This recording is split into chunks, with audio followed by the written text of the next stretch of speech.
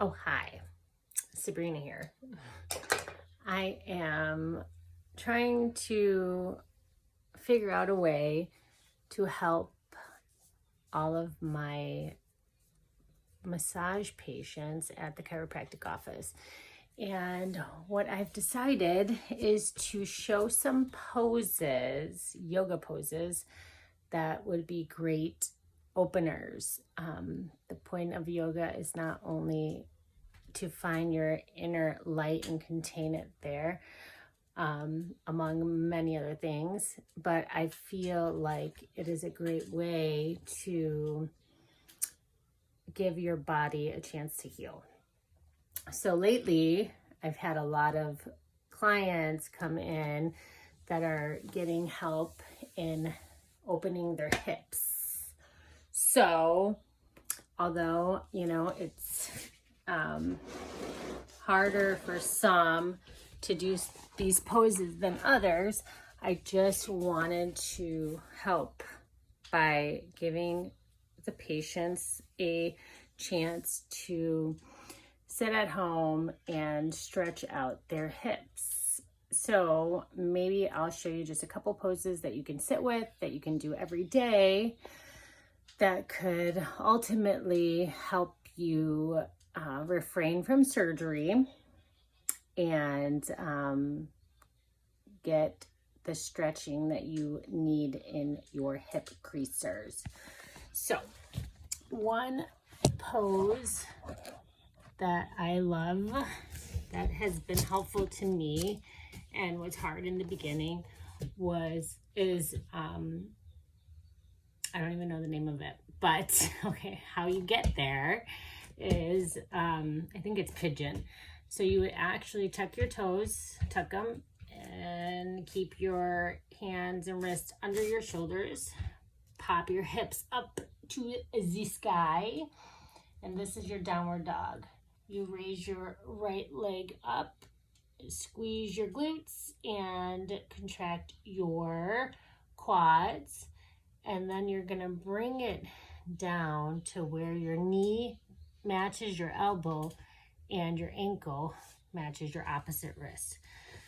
Now, you're gonna scoot your leg that's on the floor down so that you can feel a stretch in your hip flexor and your glute. Now, some people can put their pigeon to sleep, and that is, basically laying down and resting in this position so that you're getting a really good stretch in your hip. But you don't have to lay down. If you can't even go this far, just make sure that your hips are square. You might be up here for now, but settle in and breathe. Hold yourself up until you can feel your hip stretching at the exact point where you're not hurting yourself. So you can sit here and maybe, after you breathe a few times, you can tuck your toe back and back your back leg down closer to the mat.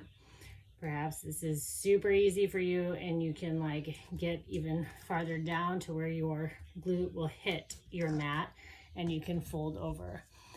Nonetheless, over time, this can really help open your hip and prevent any kind of surgery that your doctor might recommend. So chiropractic work is holistic in many ways.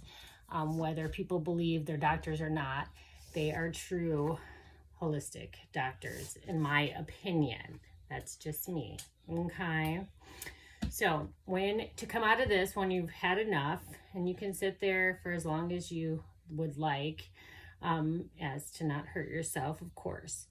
To get out, you push yourself up, tuck your toes, scoot up to where you can get into a comfortable position and lift your hip and your leg back up. Now you want to lift your leg up and you're going to hit your heel to your butt and kind of do some circles to realign your hip so it's not out of whack and your body's not going to get all jacked up. Now, Push down into your downward dog some more, and then you're gonna lift your left leg and repeat. So bring that knee closest to your elbow and your ankle closer to your opposite wrist. So again, you don't have to go too far, and this side might be different than the other side, but your end goal is to kind of try to get your foot to tuck and drag that leg closer to the ground in the back so that you can breathe and relax into this. So you can try to put it to sleep if you want to go that far without hurting yourself, but you can also just sit here. Sit here and breathe. On every inhale, you might scoot back a little, and every exhale, you might soften, which is just going to bring you closer to the ground and open up your hip a little bit more. A year ago, after knee surgery and getting back into yoga, I could hardly do this pose. Now, after a little bit of warming up, I'm almost close to the ground. So it says a lot about yoga and a strong mind and self-love.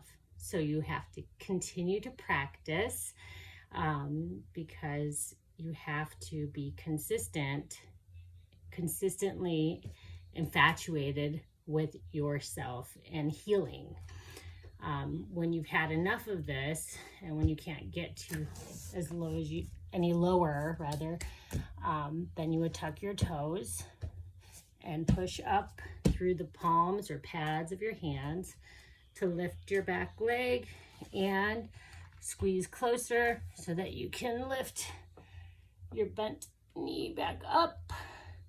Do a few circles to get your hip going back to the aligned position, and then you can come back down, touch your toes, and back it up into a child's pose.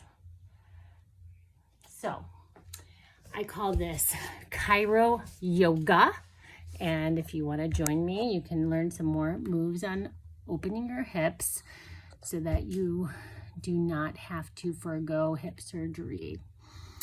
Any surgery could be traumatic to yourself and your body, so do it a natural way. All right. Thanks for watching. Good night.